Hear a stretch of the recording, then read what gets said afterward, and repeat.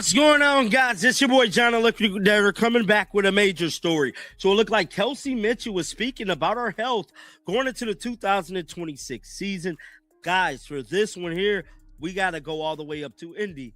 Let's get it. Let's go.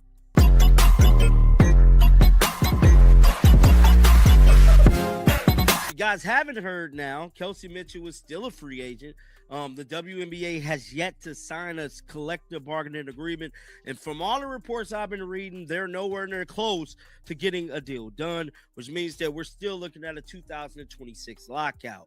Now, one player that the Indiana Fever must figure. The image was unforgettable for fans. Kelsey Mitchell, a powerhouse on the court, was being helped off after giving everything she had in the 2025 season. She pushed herself to the limit, leaving every bit of energy on the floor. Many wondered if this intense toll meant she might need a long break, or even consider stepping away from basketball. The exhaustion was obvious, sparking serious questions about her future in the WNBA and whether her body could handle such demands year after year. Fans feared the worst, bracing for news that could mean an early, painful pause in the career they admired. I've been reading, they're nowhere near close to getting a deal done, which means that we're still looking at a 2026 lockout. Now, one player that the Indiana Fever must figure out a way to keep is Kelsey Mitchell. I feel like Kelsey Mitchell was detrimental in the 2025 season, and they're going to need her to keep the backcourt that they got alongside Caitlin Clark. I've been wanting to tell y'all that Kelsey Mitchell was a big part of the big three, which is Caitlin Clark, Kelsey Mitchell, and Aaliyah Boston.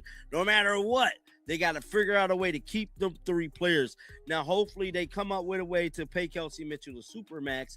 But as of right now, it don't look like Kelsey Mitchell want to leave Indy. Then she spoke, and everything changed. Her words rippled through the league, leaving fans and players alike in awe. When asked about her health after such a grueling season, Mitchell said simply, "I feel great." There was a quiet strength in her voice that contradicted the image of her being helped off the court weeks earlier. No one expected this. Her response showed an unshakable spirit, a determination that refused to be defined by exhaustion. Suddenly, talk of a possible early exit vanished. Her remarkable recovery and positive outlook became the headline everyone was talking about. The three players. Now, hopefully they come up with a way to pay Kelsey Mitchell the supermax. But as of right now, it don't look like Kelsey Mitchell want to leave Indy. But at the end of the day, you just never know when money's involved, man. Anybody can make any rational decision when money is involved. Now, with that being said, the last time we seen Kelsey Mitchell on a basketball court, she was getting help off the basketball court. She pretty much played her heart out, man, for the 2025 season. Literally played her way out of her shoes damn near.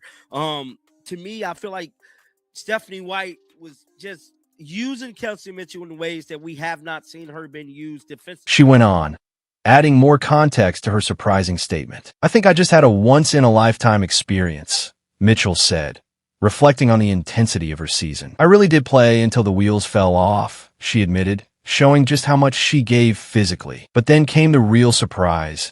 And honestly, it was worth it. I would do it all over again. This wasn't just toughness. It was an extraordinary dedication to her team and the game, a level of commitment that left fans stunned. Out of her shoes damn near. To me, I feel like Stephanie White was just using Kelsey Mitchell in ways that we have not seen her been used defensively. It was those long defensive stretches that I feel like kind of took a lot out of her, bro. Energy wise, she's more of an offensive threat, but we've seen a lot of players playing a lot of hard defense this year. You know, ultimately half of the damn roster got hurt. I just feel like I still will say Kelsey Mitchell and many others was affected by Stephanie White defense. You know, her defense was grueling, man. It was the same type of defense she ran at Connecticut. Really? This extreme effort didn't happen by chance. Much of it came from the team's coaching strategy. Head coach Stephanie White put in place a defensive system that pushed Mitchell and the entire roster harder than ever. The approach was physically demanding, especially for offensive players like Mitchell, requiring enormous energy every game. While the plan aimed for top-level defense, it took a visible toll, leaving players drained and more prone to injury, and showing just how much pressure they were under. More offensive schemes surrounded and more fit for Caitlin Clark, but we'll just have to wait and see, man. With that being said, let's pull up what Kelsey Mitchell got going on online. Now, Kelsey Mitchell is currently getting ready for an arrival. These were the pictures that came out today. As y'all can see here, Kelsey Mitchell is on Hive team. I don't know, man. I doubt if I watch Unrivaled this year, y'all. I just gotta keep it real. I doubt if I look at it, man. But it is scheduled to be coming up within the next month or so, I believe. We'll have to go on over there at the end of the video and check it out. What's this here? Stephanie White's intense defensive system didn't just affect Kelsey Mitchell. It impacted nearly half the team. Players were pushed to their limits, and injuries and fatigue became common. The demanding assignments often pulled players out of their usual offensive roles, forcing them into long stretches of high-intensity defense that took a serious toll on their bodies. This widespread struggle raised questions about player safety and whether such an aggressive approach could be sustained over a full WNBA season. The number of sidelined or visibly exhausted players highlighted the true cost of this strategy. Stated Kelsey Mitchell on health. She stated, "I feel great. I think I just had a hopeful and a once-in-a-lifetime experience. I think I did play till the wheels fell off, literally. But I think it was just for the better because of the what happened this season. I would do it over again." So she's letting it be known, man. She would definitely do this over again. Let me repost this. And she went on to say, she spoke about Unrivaled. She said, "Opportunity is opportunity regardless. First and foremost, without being selfish, it's about putting yourself in a decent position. Unrivaled has opened their arms to me and others." This was a new approach for Coach White. Her 2025 defensive system closely mirrored what she used in her previous coaching roles. Reports showed that the tough rotations, high-intensity defense, and demanding framework were essentially copied from her time at Connecticut. Bringing the same system into the WNBA without major adjustments sparked debate. Fans and analysts questioned whether a strategy built for college players could be safe or effective at the professional level, where the physical demands and season length are much greater. Let's look up the WNBA CBA agreement because that stuff made headlines today.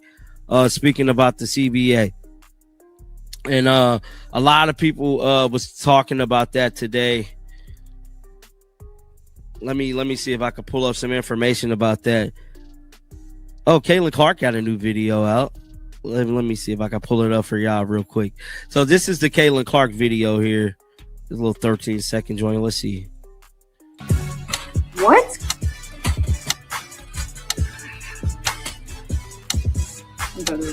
Real basketball, yes? You made it. After such a grueling 2025 season, many are calling for a major shift in strategy. Fans and analysts want to see a new approach, one that moves away from constant high-pressure defense. The hope is for a system that lets offensive stars like Caitlin Clark shine, while allowing other players to save energy for their main roles. Focusing on offensive sets that fit the team's strengths, rather than relying solely on punishing defense, could be key to protecting players and building long-term success. Bruh.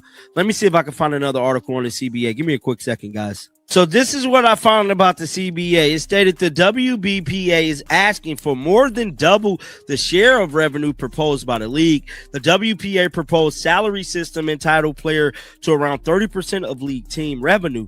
Union is also proposing 2 development player spots increased by security, and it's being reported by The Athletic. One person said, "This is pointless and emo is meant to create a walkout, so it raises a national conversation midterms. So the next year, I don't know, man. I'm not finna get into politics and all that." But Kelsey Mitchell's value to the Indiana Fever is undeniable. In 2025, she carried a huge portion of both the offensive and defensive load, proving herself indispensable. Her presence in the backcourt alongside rising stars is critical for the team's future. The Fever know keeping Mitchell is essential. Her scoring, leadership, and commitment are irreplaceable. Losing her would leave a huge gap and threaten a team on the verge of real contention. Mitchell is part of the Fever's Big Three, alongside Caitlin Clark and Aaliyah Boston. This trio forms the foundation of the franchise's championship hopes. Their talent,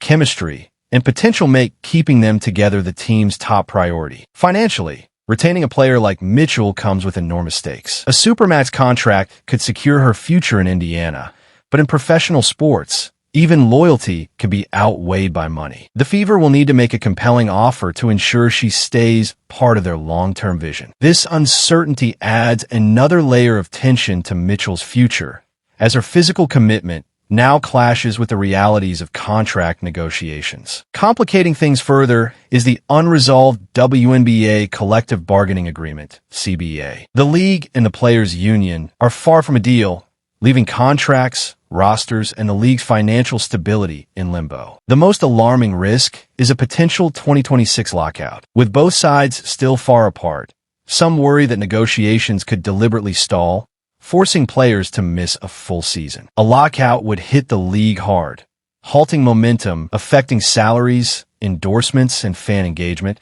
and put players like Mitchell in a difficult position, making career decisions without guaranteed security. At the center of the dispute is the WNBPA's push for a bigger share of revenue. They're asking for around 30% of league and team income, more than double what the league has offered. This demand reflects the union's belief that players deserve a larger piece of the financial pie as the WNBA continues to grow in popularity and revenue. Disagreements over revenue sharing remain a major barrier in the CBA talks, directly affecting the financial future of every WNBA player. Beyond money, the WNBPA is pushing for measures to improve player security and development. They want every team to maintain a 12-player roster at all times, ensuring stability and more opportunities. They're also advocating for 2 developmental spots per team, with a stipend, full benefits, and the chance to play up to 10 games before potentially signing a full contract. These proposals aim to create stronger pathways to the professional level while providing better financial and medical security. The league,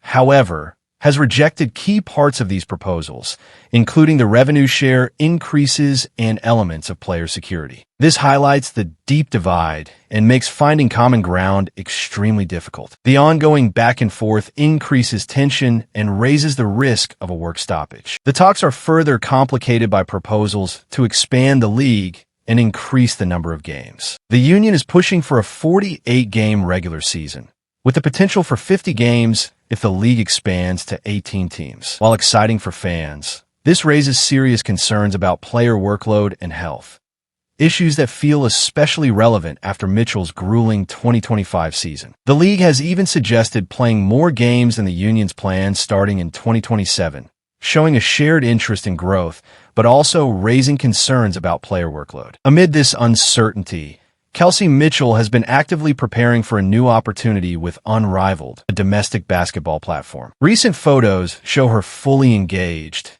underscoring her commitment to the sport regardless of the WNBA's CBA outcome. Mitchell's involvement with Unrivaled sends a strong message.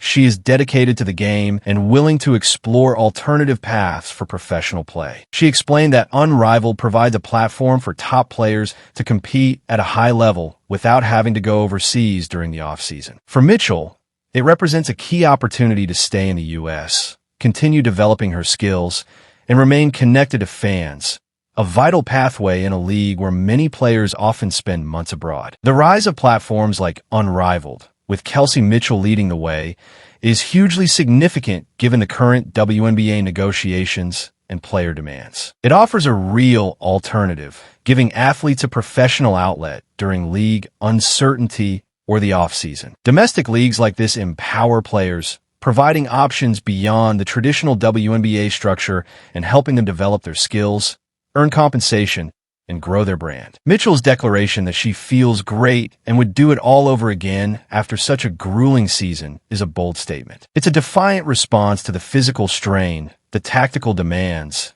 and the financial uncertainties in the league. Her dedication to the Fever, combined with her proactive involvement in ventures like Unrivaled, shows an athlete undaunted and ready for whatever comes next. Her resilience amid looming lockouts and tough negotiations is both inspiring and a stark reminder of the true cost and passion behind professional basketball.